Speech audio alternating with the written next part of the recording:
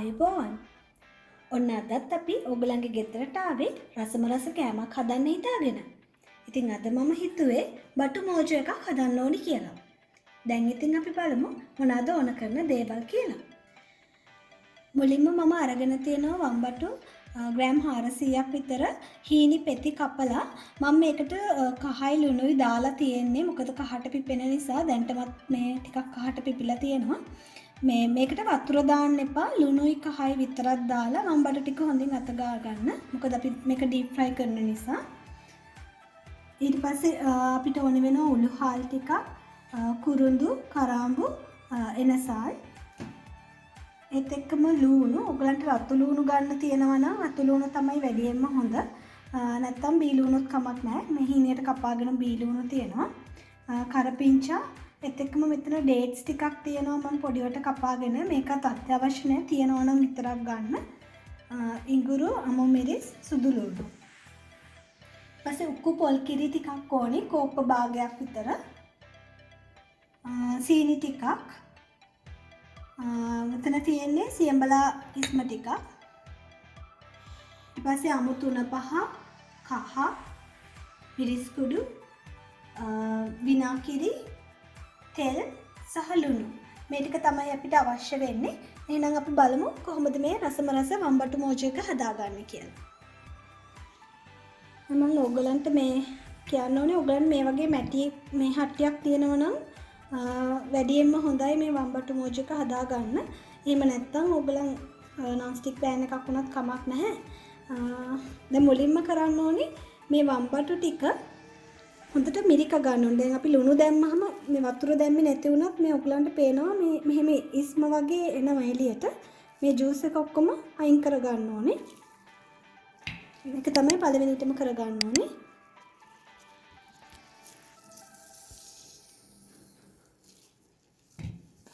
දැන් මම කරන්න යන්නේ වම්බටු ටික ගැඹුරු තෙලේ බැද ගන්න. මේ ඒකට මේ වගේ තෙල් දාලා දැන් තෙල් එක රත් වෙලා තියෙන්නේ. ටික ටික දාලා මේ බැද ගන්න එකපාර ඔක්කොම දාන්න නැතුව.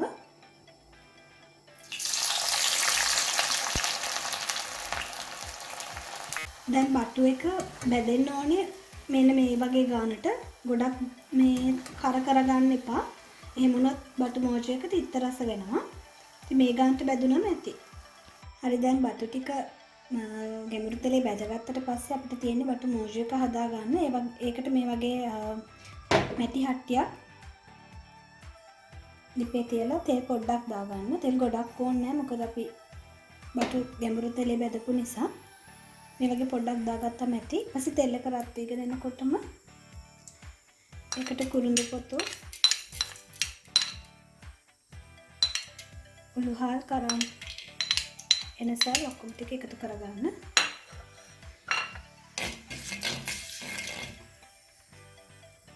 දැන් ඒකටම කරපිංචා,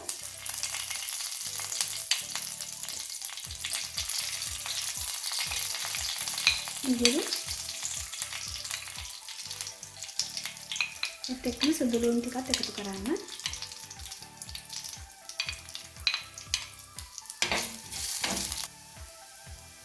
දැන් යන්තම් ඒ ටික බැදෙනකොට ඒකටම ලුණු ටිකයි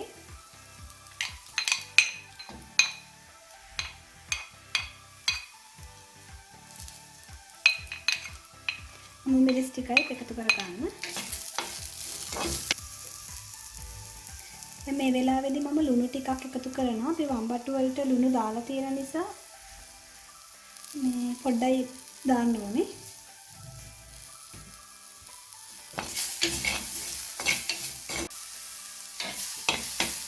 දැන් මම මේකට බැදගත්ත වම්බටු ටිකත් එකතු කර ගන්නවා.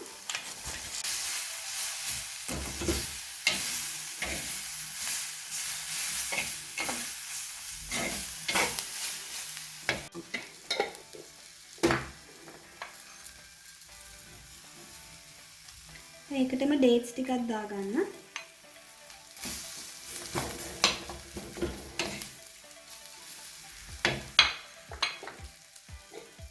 ඊට පස්සේ කහ කුඩු,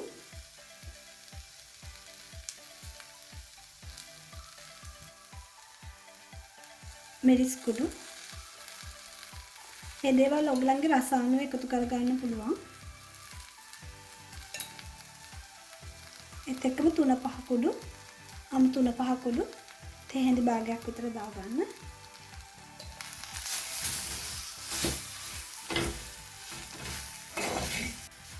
දැන් අපේ මිරිස් 3-5 ටික ඔක්කොම එකතු කරාට පස්සේ ඒ ටික කවලම් කරගෙන අපි ඒකටම විනාකිරි ටිකකුත් එකතු කරනවා.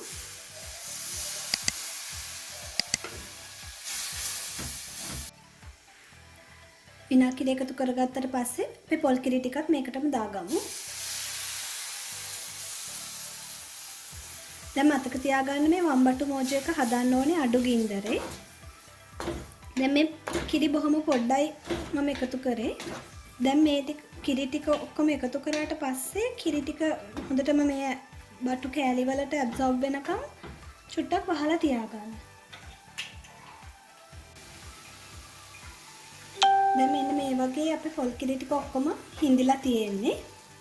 දැන් අන්තිමටම අපිට එකතු කරන්න තියෙන්නේ සියඹලයිස්ම ටිකයි සීනි ටිකයි. සියඹලයිස්ම එකතු කරනකොට රස බලලා රස අනුව එකතු කරගන්න. සීනි ටිකත් ඒකටම දාගන්න. සීනිත් ඔයගලන්ගේ රස අනුව එකතු කරගන්න පුළුවන්. ඔන්න දැන් ඉතින් අපි බටු මෝජෝ එක හදලා ඉවරයි. දැන් අපිට තියෙන්නේ මේක සර්ව් කරගන්න.